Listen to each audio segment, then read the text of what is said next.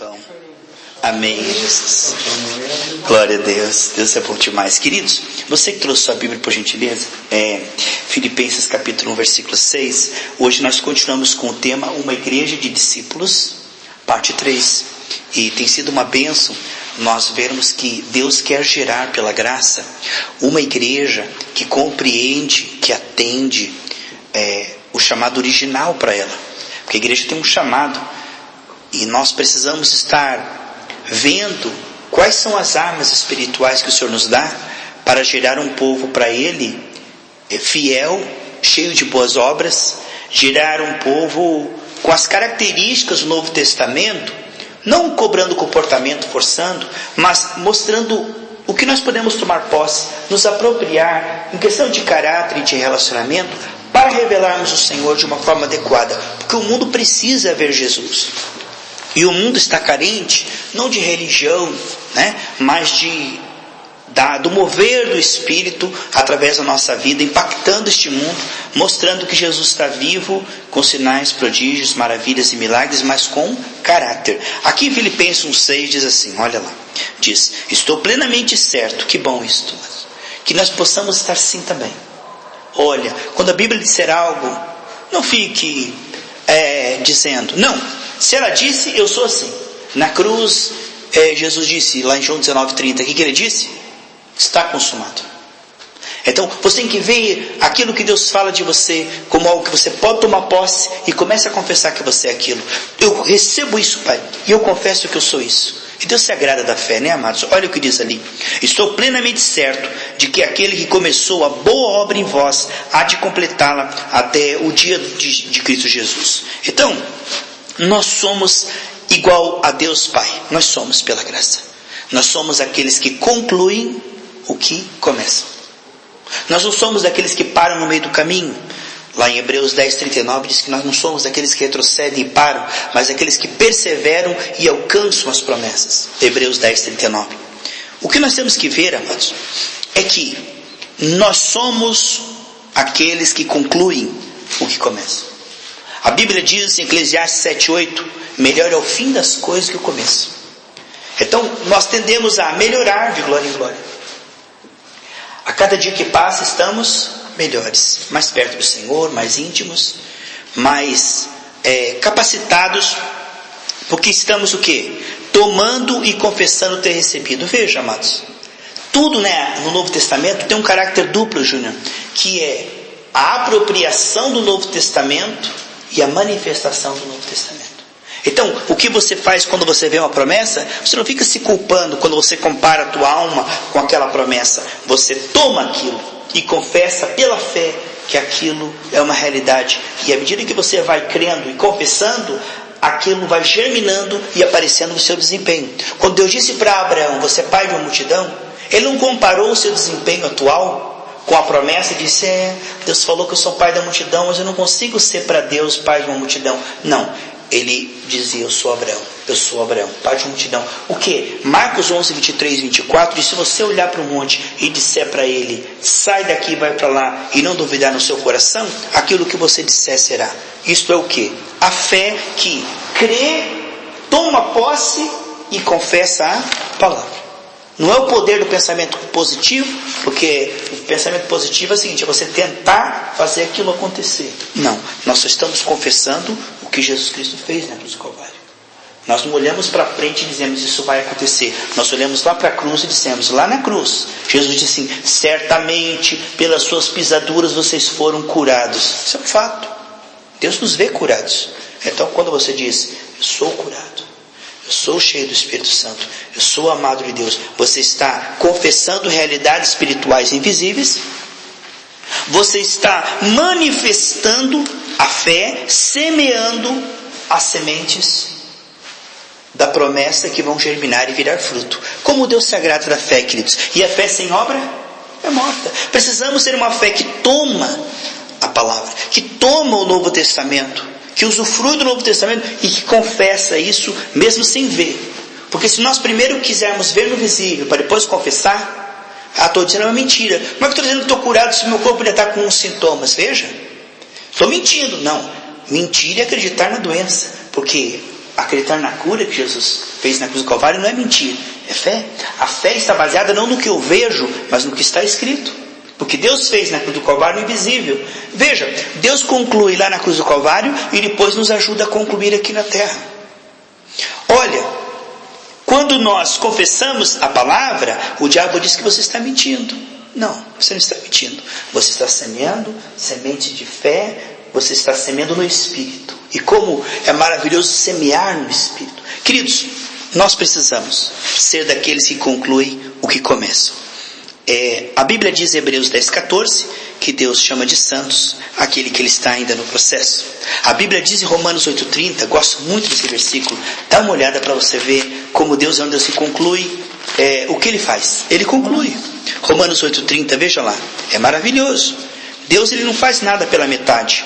Você crê que lá na cruz realmente ele fez o que ele falou? Eu creio, amados. E fé é crer que o que ele falou é verdade, ainda que você não esteja vendo. Porque em Eclesiastes 11:4 diz que aquele que olha para o vento nunca semeará. Então nós não podemos olhar as circunstâncias, nós não vivemos por vista. Sabe, desde a queda de Adão, o homem vive por vista, ele não vive por fé. Ele não vive daquilo que Deus fala. Mateus 4:4 diz que o homem viverá daquilo que Deus fala, da palavra de Deus. Oh, amados, como nós precisamos de um milagre. Sabe qual que é o milagre, Júnior? Sairmos da esfera do natural e entrarmos na esfera sobrenatural, aonde as regiões celestiais. Veja que, vou dar um exemplo, João estava lá na ilha de Patmos, no cárcere, era um pobre escravo e uma pessoa idosa, só que ele abriu os olhos espirituais e viu a cidade celestial, aonde Jesus estava sendo adorado, santo, santo, santo. Veja que paralelo, aqui ele é o apóstolo Paulo, apóstolo João, escrevendo o Novo Testamento. Uma das colunas da igreja, um cidadão dos céus, privilegiado, amigo de Deus, aqui na terra, um presidiário simples, numa prisão lá na ilha de Patmos, perseguido. Entende? São realidades tão distintas e a tendência nossa é nós acreditarmos mais naquilo que nós cheiramos, vemos, tocamos, do que nas realidades espirituais em Cristo Jesus. Porque em Efésios 2:6 diz que nós somos assentados nas regiões celestiais em Cristo Jesus. Então, queridos, aqui em Romanos 8:30 diz: aos que predestinou, a esses também chamou. Aos que chamou, esses também justificou. Romanos 8:30. E aos que justificou, a esses também glorificou. Então nós vemos que Deus é um Deus que conclui o que Ele faz. Ele está nos levando a ser, sabe o que, amados? Pessoas que ganham e que manifestam o reino, reveladores da glória de Deus. A Bíblia diz, a palavra de Deus diz assim, em 1 Pedro 2:9, que nós somos chamados para revelar as grandezas de Deus. Sabe por que esse mundo não se apodreceu? Diz Mateus 5:13, vocês são o sal da terra. Vocês são a luz do mundo. Sal são as orações, intercessões dos santos, dos remanescentes. É o testemunho, a perseverança dos santos que impede o mundo de virar um caos total. Sabe por que o diabo não tomou conta desse mundo inteiro? Porque nós somos o sal da terra. A Bíblia diz em 2 Tessalonicenses 2:7 que quando aquele que detém for retirado, então o iníquo se manifestará. O mundo será do anticristo. Mas por que o diabo não tem liberdade para matar, roubar e destruir todo mundo de uma hora só? Por que não mata todo mundo? Por quê, irmãos? O que impede a ação livre do diabo ainda? O remanescente. Aqueles que estão gemendo em intercessão, em exemplo, em pregação, em profecia, revelando a sabedoria, o poder, o amor, a alegria, a fé. É tornando visível o reino. Porque o que serve o corpo diz, eu sou o cabeça, vocês são o corpo. Qual a função do corpo? Tornar visível os pensamentos da cabeça. O corpo, ele manifesta o reino. Jesus disse assim, se eu expulso o demônio, então é vindo a vocês o reino de Deus. É a manifestação visível, trazer o céu ali aonde houve a queda de Adão. É a manifestação da virtude de Deus. Não apenas de palavra, mas de virtude.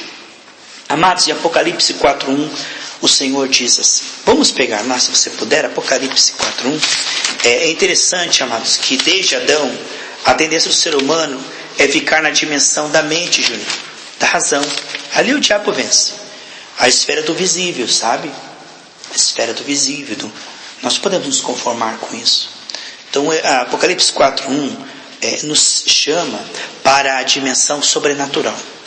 Apocalipse 4:1 diz assim: depois dessas coisas olhei, e eis que não somente uma porta aberta no céu, como também a primeira voz que ouvi, como de trombeta, falar comigo, dizendo: sobe para aqui e te mostrarei o que deve acontecer depois dessas coisas. Amados, este é o propósito do Senhor, nos tirar da esfera natural para a esfera sobrenatural. Sobe.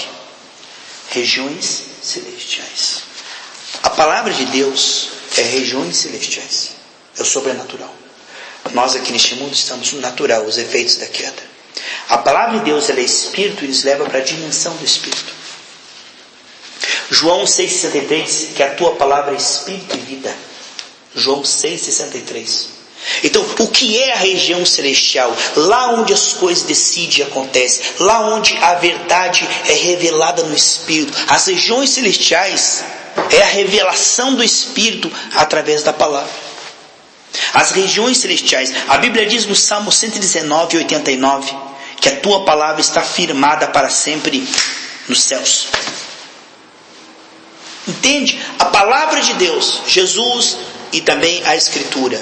Nós temos aqui na terra algo, amados, que não é só tinta preta no papel branco. Isso aqui é sobrenatural.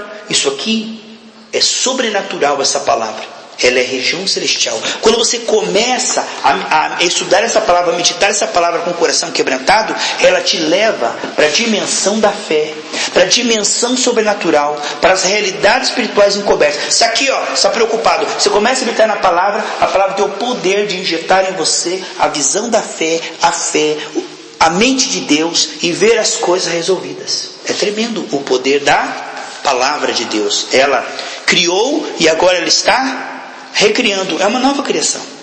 O que nós vemos aqui em Colossenses 3:1-2: já ressuscitaste com Cristo, pensai nas coisas do alto e não nas da terra.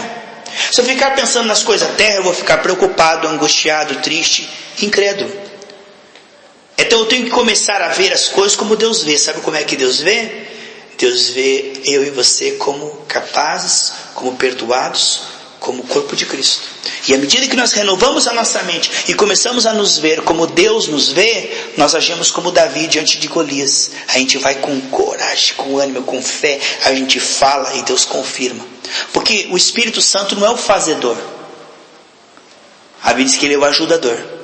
Então você faz e ele confirma. Ele te inspira, te unge, você age, você põe a mão e diz: sai demônio. E Deus vem com o sangue e confirma. Em nome de Jesus seja curado. Quem é que põe a mão? Quem é que fala? Somos nós. Quem é que confirma? O Espírito. Marcos 16:20. O que nós vemos é que a palavra é espiritual, Júnior. Veja ali em Apocalipse 4:1, onde você leu: sobe. Essa é uma dimensão mais alta, é a dimensão da realidade.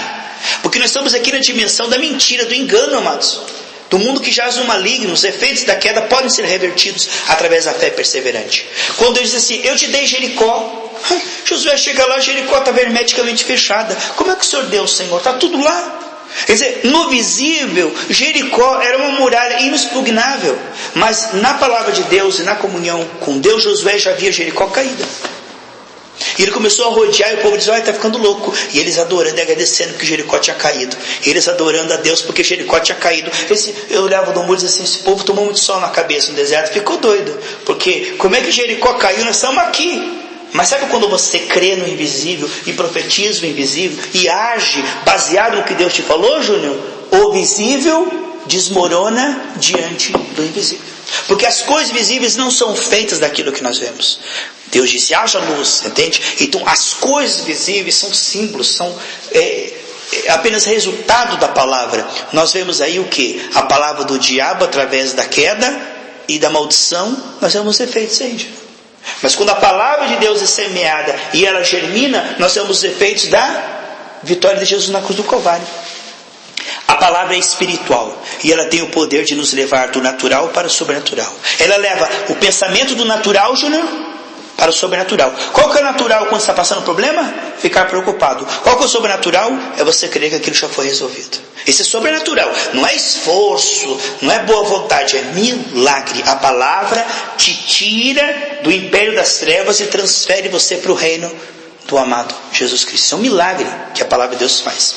Ela leva a tua visão do natural para o sobrenatural. Lembra quando o Eliseu estava tranquilo porque ele andava com Deus e vieram os sírios e encheram o acampamento? O seu servo foi cedo lá e falou assim: Eliseu, está cheio de carros. Eliseu, ele falou: calma, mas são os que estão conosco que estão com eles. E disse assim: Deus, abre os olhos dele. E quando abriu, ele viu mais número de cavalos de fogo, carruagem de fogo, anjos, do que pessoas. O que nós vemos?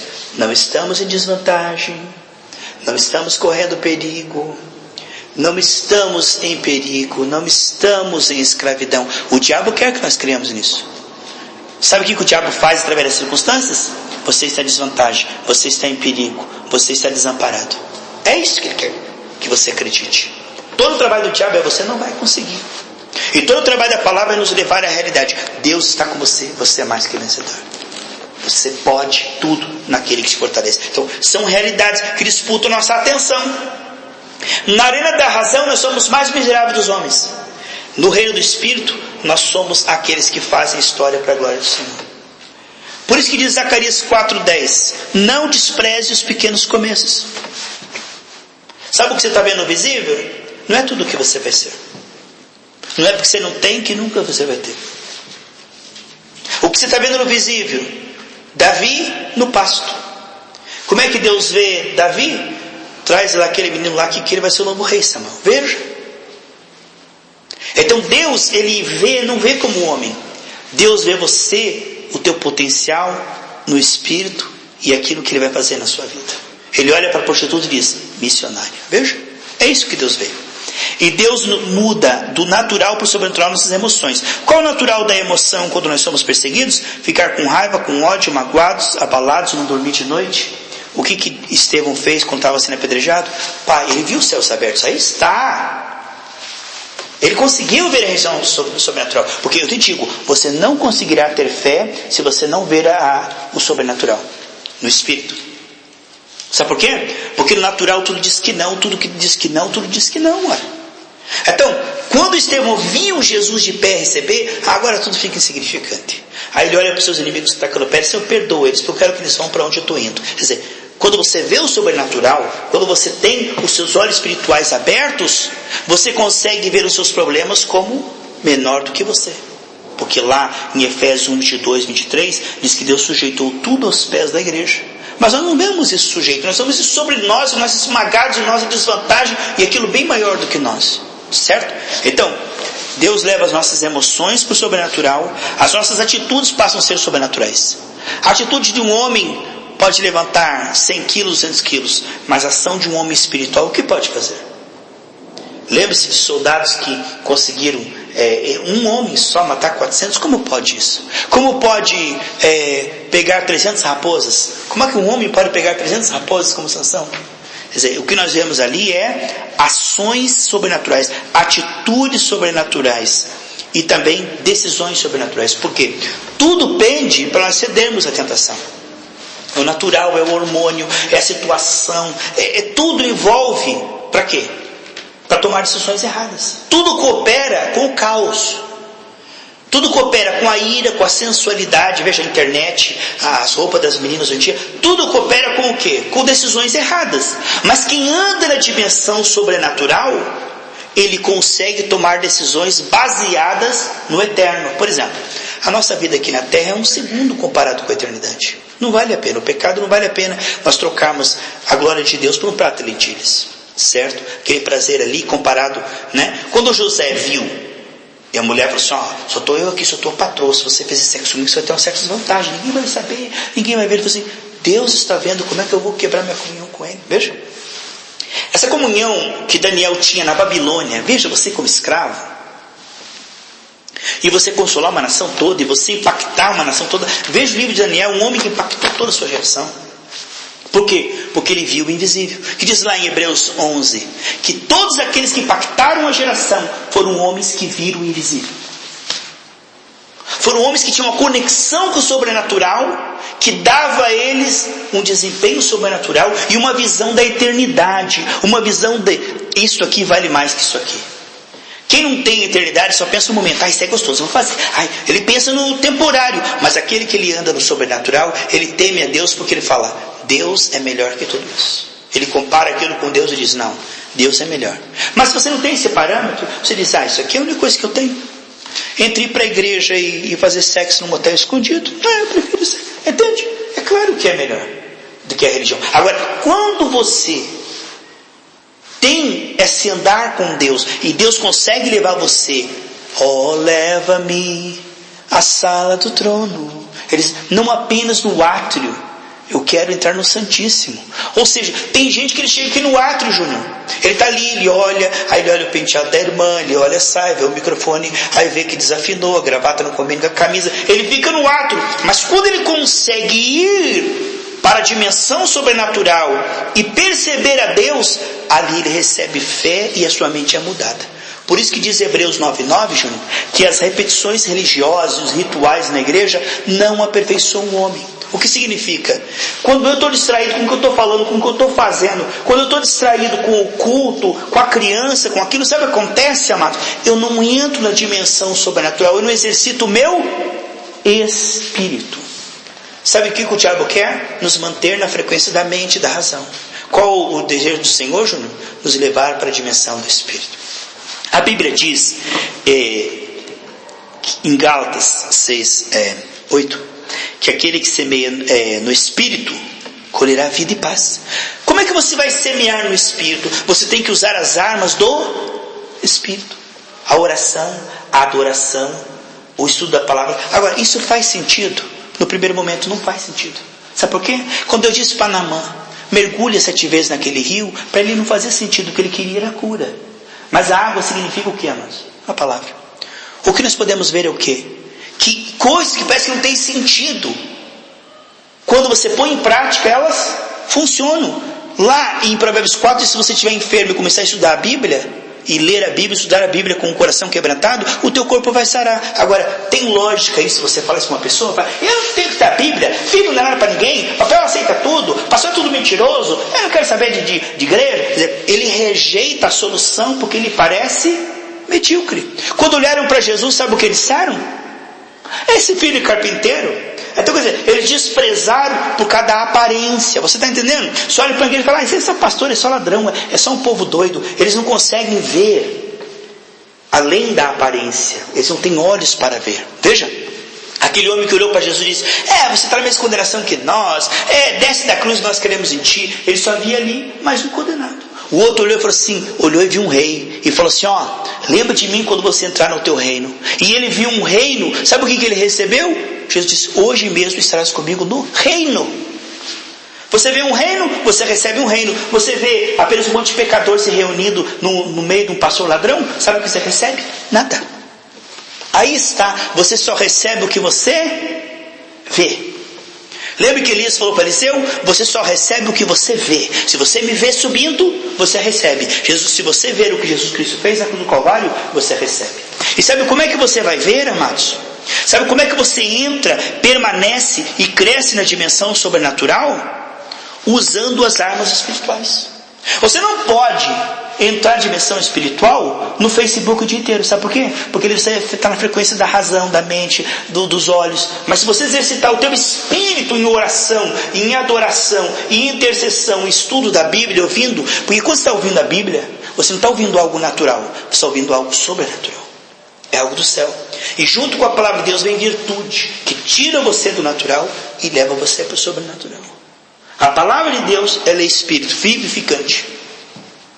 Ela vivifica as nossas emoções. Ela tira os nossos olhos da cegueira. Ela coloca o colírio e faz nós vermos como Deus está vendo. Semear no espírito, exercitar-se no espírito.